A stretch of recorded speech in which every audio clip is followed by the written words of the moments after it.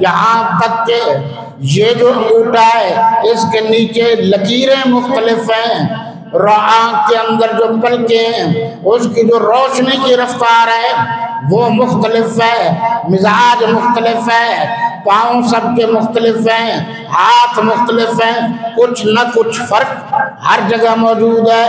والذی یصورکم، اب یہ کم پر دیکھو، اللہ وہ ہے جس نے تمہاری تصویریں بنا۔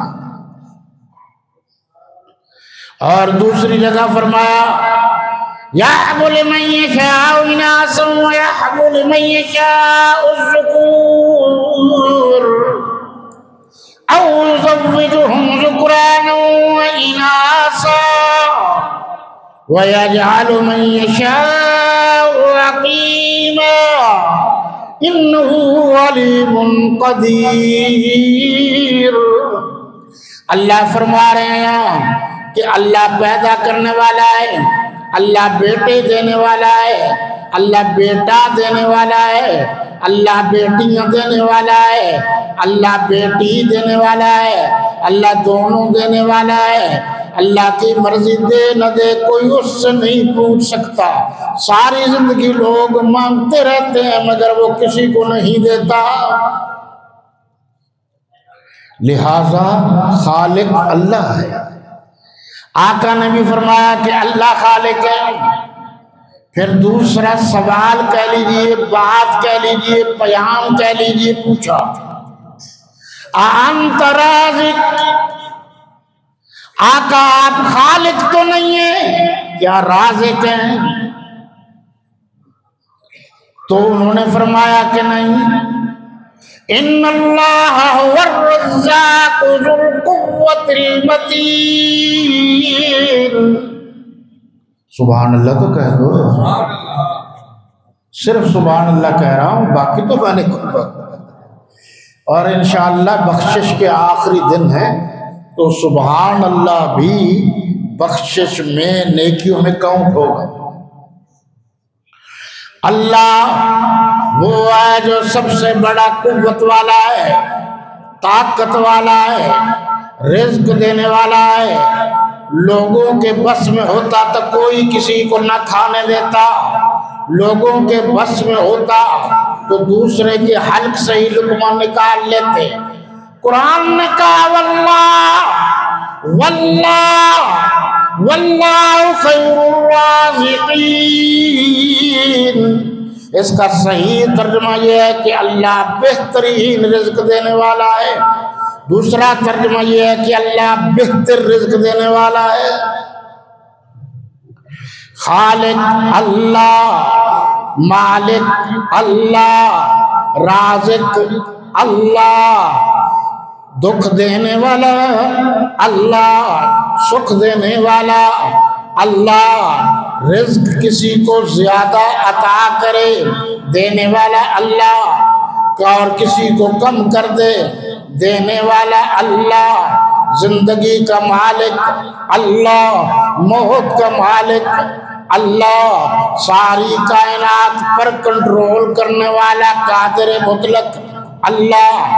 اب تیسری بات کہی کہ جب خالق آپ نہیں اور جب خالق آپ نہیں، رازق آپ نہیں، تو پھر یہ بتائیے کہ توبہ قبول کرنے والے پھر آپ ہیں، ہدایت دینے والے کیا آپ ہیں؟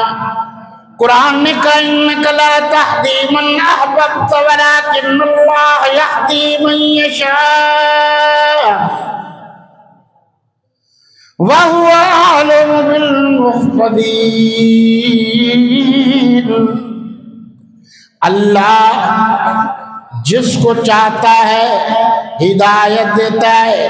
پیغمبر کا کام ہدایت والا راستہ دکھانا ہے، پیغمبر کا کام رہنمائی کرنا ہے، پیغمبر کا کام سچ جھوٹ صحیح غلط کو الگ الگ کرنا ہے۔ لیکن اگر پیغمبر کے بس میں ہوتا تو ابو جہل بھی مسلمان ہو جاتا، ابو لہب بھی ہو جاتے، لیکن اللہ نے فرمایا میرا اختیار ہے، میں کسی کو ہدایت دوں نہ دوں آپ کے ذمہ یہ ہے کہ آپ میرا پیام پہنچاتے جائیے۔ بات میں فرق ہے۔ لہذا قرآن نے کہا وَأَرِنَا مَنَاسِكَنَا وَتُبْ عَلَيْنَا إِنَّكَ أَنْتَ التَّوَّابُ الرَّحِيمُ۔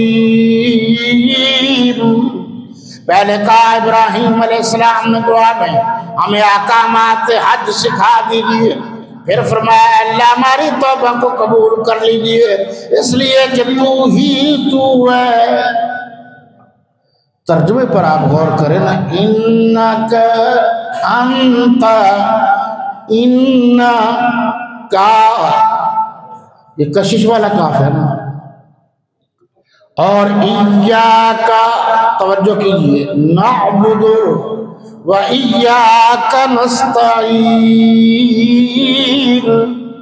یہ جو کا ہے یہ بھی کشش والا ہے، اس کا ترجمہ ہے اللہ ہم تیری ہی عبادت کرتے ہیں اور ہم تجھ سے ہی مدد مانگتے ہیں، یعنی اللہ کی عبادت میں کوئی اور شریک نہیں، کہا عبادت صرف اللہ کی۔ قرآن نے کہا وَمَا أَرْسَلْنَاكَ إِلَّا رَحْمَةً لِّلْعَالَمِينَ، قرآن نے کہا وَمَا أَرْسَلْنَاكَ إِلَّا كَافَّةً لِّلنَّاسِ، قرآن نے کہا أَلَمْ نَشْرَحْ لَكَ صَدْرَكَ وَوَضَعْنَا عَنكَ وِزْرَكَ، پھر آپ فرمایا وَرَفَعْنَا لَكَ ذِكْرَكَ۔ آپ توجہ کریں گے تو فائدہ ہوگا۔ یہاں کہا کہ عبادت میں کوئی شریک نہیں، یہی کاف ارسلناک میں آیا ہے، وہاں یہ سمجھایا گیا، یہ بتایا گیا کہ میرے نبی کی نبوت میں، رسالت میں کوئی شریک نہیں، میرا نبی ساری کائنات کے لیے رحمت للعالمین بن کر آیا ہے، رب العالمین کی ربوبیت میں کوئی شریک نہیں، رحمت للعالمین کی نبوت میں کوئی شریک نہیں، لا الہ الا اللہ میں معبود کوئی اور نہیں، اور محمد الرسول اللہ میں میرے نبی کے علاوہ نبی اور رسول اور کوئی نہیں بعد از نبوت۔ اور جو یہاں فرمایا کہ ہم نے ساری کائنات میں آپ کو کافی بنا کر بھیجا، وافی بنا کر بھیجا، اور تھوڑا سا میں ترجمہ کر دوں گا، رفعنا لک، لک آیا ہے نا، ایک ہے لکا، ایک ہے لکا، ایک ہے لکم، لام کاف آپ کے لیے، اس لام کا معنی ہے کے لیے، وارا، ذرا توجہ کریں قرآن کی بات ہے تو میں نے کہا تھوڑا بتا دوں، وا اور رفع بلند، نا ہم نے، ورفعنا لکا آپ کے لیے، ذکر، ذکر لک آپ کے لیے، ورفعنا لکا ذکرک ہم نے آپ کی خاطر، ترجمے کا ذمہ دار ہوں، یہ مشکل کام ہے، ترجمہ بہت مشکل ہوتا ہے، وَرَفَعْنَا لَكَ ذِكْرَكَ ہم نے آپ کے ذکر کو آپ کی خاطر بلند تر کر دیا، ہم نے آپ کے ذکر کو آپ کے لیے بلند تر کر دیا، یہ آپ کے لیے آپ کی خاطر بلند کر دیا، یہ ہے لَكَ کا ترجمہ، وَرَفَعْنَا لَكَ ہے نا ذکرک، تو گویا جہاں اللہ کا ذکر ہوگا وہیں میرے نبی کا ذکر ہوگا، توحید میں اللہ کا ذکر، میرے نبی کی نبوت میں اللہ کا ذکر، اور توحید میں اللہ کا ذکر، رسالت یعنی رسالت عطا کرنے والا اللہ، نبوت عطا کرنے والا اللہ، امامت عطا کرنے والا اللہ، معصومیت عطا کرنے والا اللہ، ختم نبوت کا تاج سجانے والا اللہ، میرے نبی کی حفاظت کرنے والا اللہ، میرے نبی کو حسن عطا کرنے والا اللہ، میرے نبی صلی اللہ علیہ وسلم کو ساری کائنات کی خوبیاں عطا کرنے والا اللہ، میرے نبی کو سارے نبیوں کا سردار بنانے والا اللہ، میرا اللہ میرے نبی کو سارے رسولوں کا سردار بنانے والا اللہ نے فرمایا وَرَفَعْنَا لَكَ ذِكْرَكَ، جو ساری زندگی میرا کلمہ لا الہ الا اللہ پڑھتا رہے، محمد رسول اللہ ساتھ نہیں پڑھے گا تو مسلمان نہیں ہوگا۔ بجز حب محمد کامل ایمان ہو نہیں سکتا، صرف خدا کے ماننے والا مسلمان ہو نہیں سکتا۔ نبی نے جس طرح کہا، میرے نبی نے جس طرح کہا، توحید کو اسی طرح مانا جائے گا جس طرح میرے نبی نے کہا، نماز اسی طرح ادا کی جائے گی جس طرح میرے نبی نے کہا، اذان اسی طرح دی جائے گی جس طرح میرے نبی نے فرمایا، روزہ اسی طرح رکھا جائے گا جس طرح میرے نبی نے فرمایا، افطار اسی طرح کی جائے گی جس طرح میرے نبی نے فرمایا، اللہ سے اسی طرح مانگا جائے گا۔ اس لیے تو قرآن نے کہا ہے کہ تم مانگنے والے تو بنو، بار بار مانگو، اسی سے مانگو، وہی دینے والا ہے۔ اللہ نے فرمایا جو میرے نبی کا کلمہ پورا پڑھے گا میں اسے بخش دوں گا، جو کلمہ پڑھتے ہوئے اس دنیا سے چلا جائے گا میں اسے بخش دوں گا۔ اللہ کے نبی صلی اللہ علیہ وسلم نے فرمایا اس دنیا سے جو جائے گا وہ بھی کلمہ پڑھے گا، اللہ کا ذکر ہوگا، میرے نبی کا ذکر ساتھ ہوگا، کلمے میں اللہ کا ذکر ہے، میرے نبی کا ساتھ ہے، اقامت میں اللہ کا ذکر ہے، میرے نبی کا ساتھ ہے، کلمے میں اللہ کا ذکر ہے، میرے نبی کا ذکر ساتھ ہے، حتیٰ کہ قبر میں سوال ہوگا ادھر بھی ساتھ ہوگا۔ قیامت کے دن اللہ کی اجازت سے میرے نبی شفاعت کریں گے، من ذا الذی یشفع عنده الا باذنہ، شفاعت اللہ کی اجازت سے ہوگی، اللہ سے اجازت میرے آقا طلب کریں گے، اجازت اللہ دیں گے، پھر آقا شفاعت کریں گے، اور پھر شفاعت کے بارے میں یہ لکھا ہے کہ اللہ کے نبی فرمائیں گے اللہ معاف کر دیں گے، معاف کر دیں گے، معاف کر دیں گے۔ بھئی جتنی بڑی اللہ کی شان ہے معافیاں بھی تو اسی حساب سے ملیں گی، یہ تو نہیں ہوگا کہ ایک دو کو معاف کر دیں اور باقی کو نہ کریں۔ بھئی شان جو بڑی ہے، شان بھی بڑی ہے، اور اللہ سے درخواست کرنے والا بھی اللہ کے بعد ساری کائنات میں سب سے بڑا ہے۔ اللہ کو پوری کائنات میں سب سے زیادہ محبوب ترین جو ہے وہ اللہ کے نبی صلی اللہ علیہ وسلم۔ معافی ملے گی، اور حدیث شریف میں تو ہے کہ اللہ کے نبی فرمائیں گے یہ میری امت کے لوگ ہیں انہیں معاف کر دو، اللہ معاف کر دے گا۔ پھر یہ بھی ہے کہ جب تھوڑے سے رہ جائیں گے تو پھر درخواست کی جائے گی اللہ تیری رحمت میں کون سی کمی ہے، آپ ان کو بھی معاف کر دو۔ تو بزرگان دین نے یہ لکھا ہے ہر کلمہ گو جس نے سچے دل سے کلمہ پڑھا ہوگا اس کو اللہ معاف کر دیں گے، شرط یہ ہے اس نے شرک نہ کیا ہو اور میرے نبی کے بعد کسی اور کو نبی نہ مانا ہو۔ یہ شرط ہے، معافی اللہ نے دینی ہے، اور اچھی طرح یہ بات ذہن میں رکھ لیجئے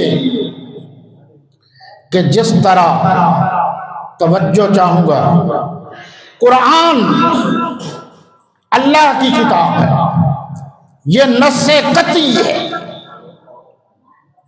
کہ جس پر کوئی بحث ہی نہیں ہو سکتی، جس پر کوئی بحث ہو ہی نہیں سکتی۔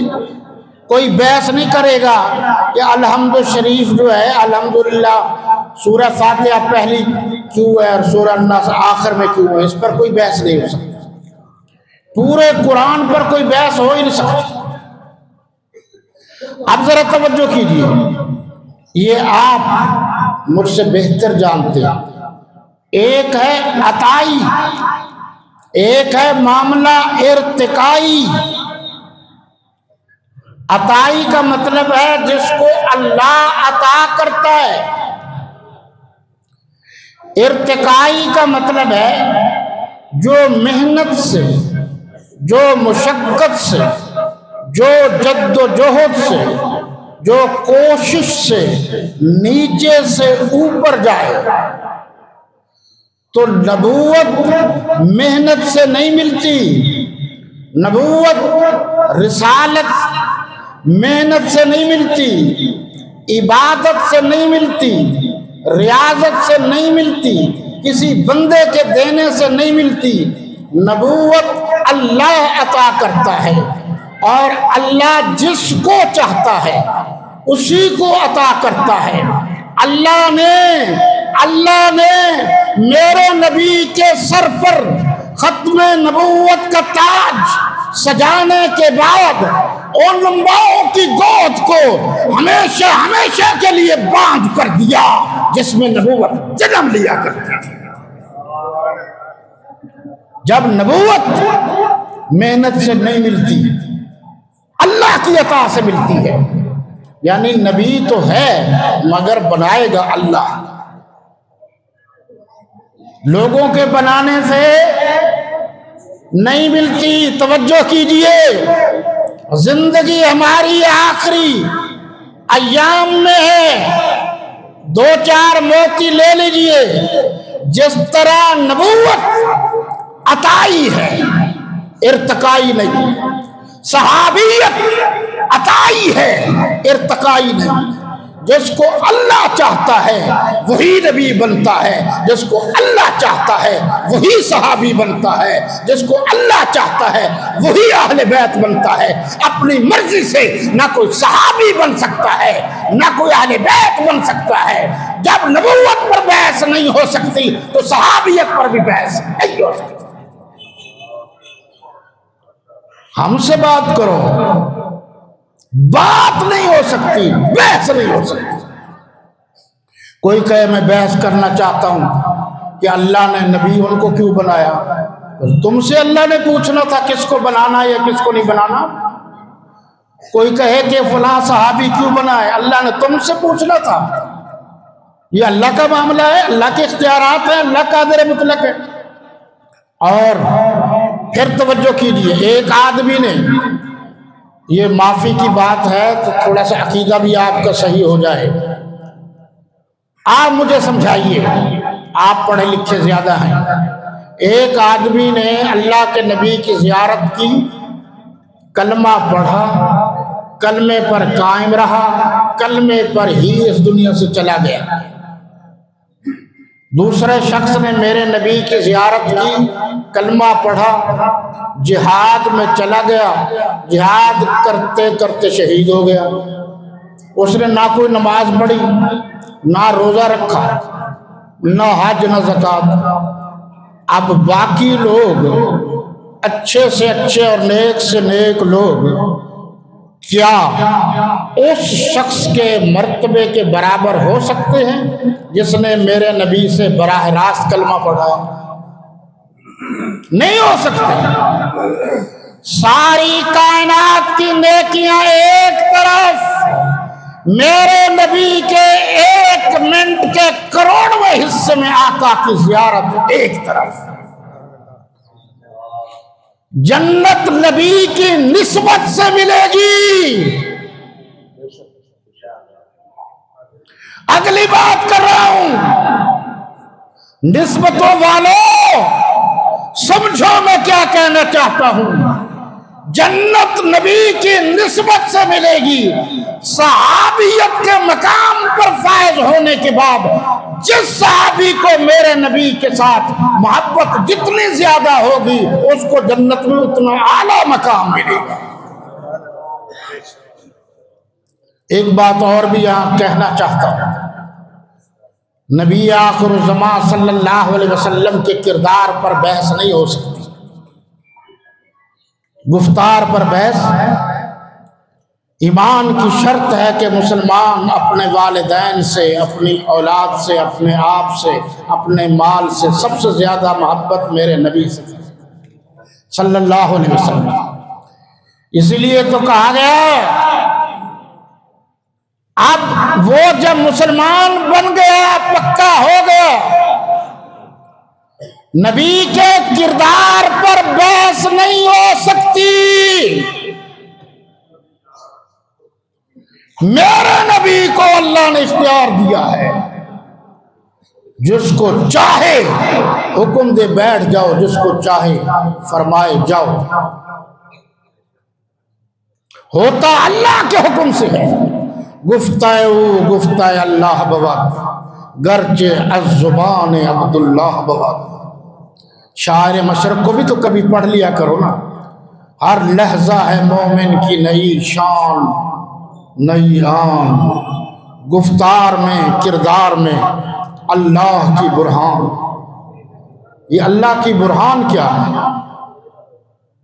سر غیر اللہ کے سامنے جھکانے کا نام اللہ کے برہان نہیں ہے، غیر اللہ کے سامنے ڈٹ جانے کا نام جو ہے یہ برہان۔ قہاریو، غفاریو، قدوسیو، جبروت، یہ چار عناصر ہوں تو بنتا ہے مسلمان۔ یہ چار عناصر پر بھی غور کر لیں۔ یہ راز کسی کو نہیں معلوم کہ مومن قاری نظر آتا ہے، حقیقت میں ہے قرآن۔ قاری اور حافظ کی عزت اس کے جسم کی وجہ سے نہیں، اس قرآن کی وجہ سے ہے جو اس کے سینے میں ہے۔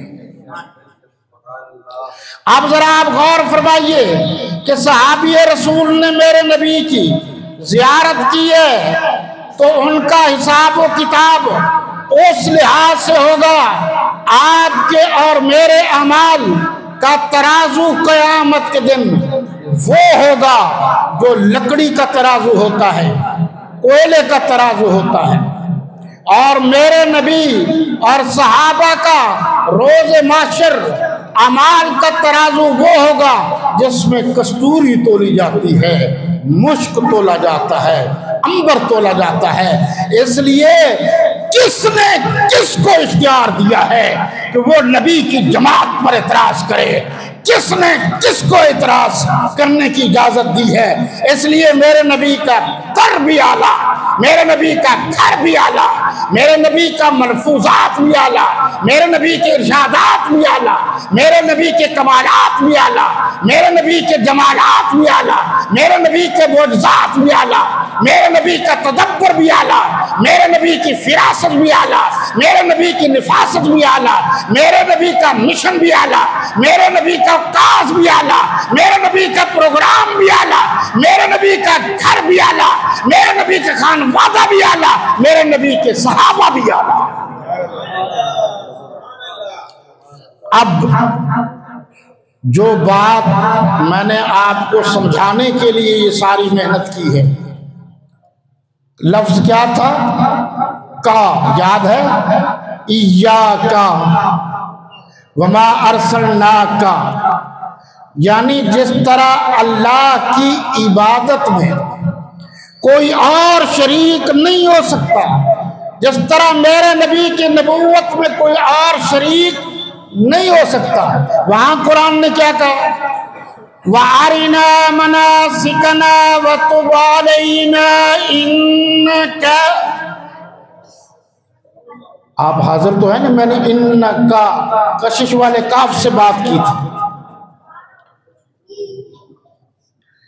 کہ معافیاں بھی تیرے در سے ملتی ہیں، تیرے گھر سے ملتی ہیں، اور کوئی جگہ ایسی نہیں جہاں سے معافی ملتی۔ اس لیے معافی کس سے مانگنی ہے؟ اللہ سے مانگنی ہے، رو رو کے مانگنی ہے، گڑ گڑا کے مانگنی ہے۔ تم معافی مانگو تو صحیح، اللہ کی رحمت منتظر ہے۔ تم دامن تو پھیلاؤ، اللہ اپنی رحمتوں سے تمہارا دامن بھر دے گا۔ میری طرف توجہ ہے نا بھائی؟ یہ میں نے کہاں سے سیکھا؟ یہ ساری باتیں میں نے ان مدارس سے سیکھی۔ میں مدرسوں کی پیداوار، میں مدرسوں سے پڑھا۔ آپ نے اس وقت آپ کے آباء و اجداد نے جو کسی مدرسے کی خدمت کی ہوگی، ہمیں وہی رکھا جاتا تھا، پڑھایا جاتا تھا جیسے آج کل آپ دیکھ رہے ہیں۔ تو یہ مدرسے جو ہیں اللہ کے فضل و کرم اور اس کی مہربانی سے چلتے ہیں۔ مدرسوں کو امریکہ کچھ نہیں دیتا، سب کچھ لیتا ہے۔ یہ بڑی راز کی باتیں ہیں۔ وہ ہم فقیروں کی سخاوت کا بھی امتحان لیتا ہے، لیکن علامہ اقبال بھی تو تڑپ کے کہہ رہا تھا نا، وہ بھی تو فرما رہے تھے نا، تیرے کعبے کو جبینوں سے بسایا ہم نے، تیرے قرآن کو سینوں سے لگایا ہم نے۔ دنیا کچھ کہتی رہے، حافظ وہ ہے جو قرآن کو نہیں چھوڑتا، قاری وہ ہے جو قرآن کو نہیں چھوڑتا، جس کا دامن قرآن سے بھرا رہتا ہے وہی سچا حافظ ہے۔ اور ہماری عزت قرآن کی وجہ سے ہے۔ یہ ادارے سب قرآن کے، یہ تراویح میں آخری لفظ، اور وقت چونکہ مختصر ہے میں ناراض بھی نہیں کرنا چاہتا، آپ سے پوچھ رہا ہوں، آپ کے ضمیر کو جج بنا کر آپ سے پوچھ رہا ہوں کہ پاکستان میں جتنے سرکاری تعلیمی ادارے موجود ہیں، میں بحث نہیں کرتا، چھوٹے بڑے، کیا وہ ہمیں بتا سکتے ہیں کہ فلاں سرکاری ادارے میں ایک سال میں 100 لڑکا قرآن کا حافظ پیدا ہوا؟ بتا سکتے ہیں؟ ایڈ مل رہی ہے، انتظامات سرکاری ہیں، سپورٹ سرکاری ہے، تو آپ ہم پر اعتراض کرتے ہیں، ہم پر ناراض ہوتے ہیں، پوچھتے ہیں، تو ہمیں موقع دیجیے کوئی بات، ہم بھی تو آپ سے پوچھ لیں۔ آپ ہمیں بتائیں کہ اسلامیہ یونیورسٹی بہاولپور سے لے کر اسلام آباد تک کتنے طلباء ہیں جنہوں نے اول سے آخر تک تمہارے ادارے میں حفظ کیا ہے؟ آج وزیر اعظم شہباز شریف کو ضرورت پیش آ جائے کہ یار میں آج تراویح میں قرآن سننا چاہتا ہوں، تو جو مصلی پر قرآن کا حافظ کھڑا ہوگا مجھے بتاؤ وہ کس یونیورسٹی سے فارغ ہوگا، کس کالج سے فارغ ہوگا؟ وہ جو آگے کھڑا ہوگا کسی نہ کسی مدرسے سے پڑھا ہوا ہوگا، مدرسے سے پڑھا ہوا تو کالج میں جاتا ہے، کالج سے حافظ بن کر مدرسے میں کوئی نہیں آتا۔ تو ہم نے آپ کے پیسے کو، آپ کی دولت کو، اور یہ بھی ہمیں پتہ ہے کہ آپ ہمیں اعتراض کرتے ہیں کہ مولوی ہمارے پیسوں سے پڑھ رہے ہیں، سب پتہ ہے ہمیں ایک ایک چیز کا، لیکن ہم نے کوئی پیسہ ضائع تو نہیں کیا، ان کو حافظ ملتا نہیں۔ سنو، زندگی نہ جانے کب ساتھ چھوڑ جائے کوئی عیسائی کوئی پادری آپ کو جماعت میں اپنی کتاب انجیل سناتا ہوا نظر نہیں آئے گا، کوئی یہودی اپنی مقدس کتاب سناتا ہوا آپ کو نظر نہیں آئے گا، کوئی ہندو، کوئی یہودی، کوئی سکھ، کوئی نصارہ اپنی مقدس کتاب آپ کو جماعت کی شکل میں حفظ کر کے سناتا ہوا نظر نہیں آئے گا۔ یہ اعزاز مسلمانوں کو حاصل ہے، پوری دنیا میں مسجدوں میں قرآن کے حافظ ہیں، مدرسوں میں قرآن کے حافظ ہیں، چھتوں پر قرآن سنایا جا رہا ہے، خلا میں قرآن سنایا جا رہا ہے، مکہ میں قرآن سنایا جا رہا ہے، مدینہ میں قرآن سنایا جا رہا ہے، پوری دنیا میں قرآن سنایا جا رہا ہے، جگہ کم ہو گئی ہے، قرآن کے حافظ بڑھ گئے۔ اس لیے میں آپ سے درخواست کر رہا ہوں، ہمیں اتنا کمزور نہ سمجھا جائے۔ اللہ کا قرآن جس سینے میں ہوتا ہے وہ کمزور نہیں ہوتے۔ آپ مہربانی کیجئے، ان مدارس کو مضبوط کیجئے، ان مدارس کو اور مضبوط کیجئے، اور مضبوط کیجئے، تاکہ اللہ کے قرآن بچوں کے سینوں میں محفوظ ہوتا رہے اور یہ سلسلہ آگے چلتا رہے۔ ہونا چاہیے یا نہیں؟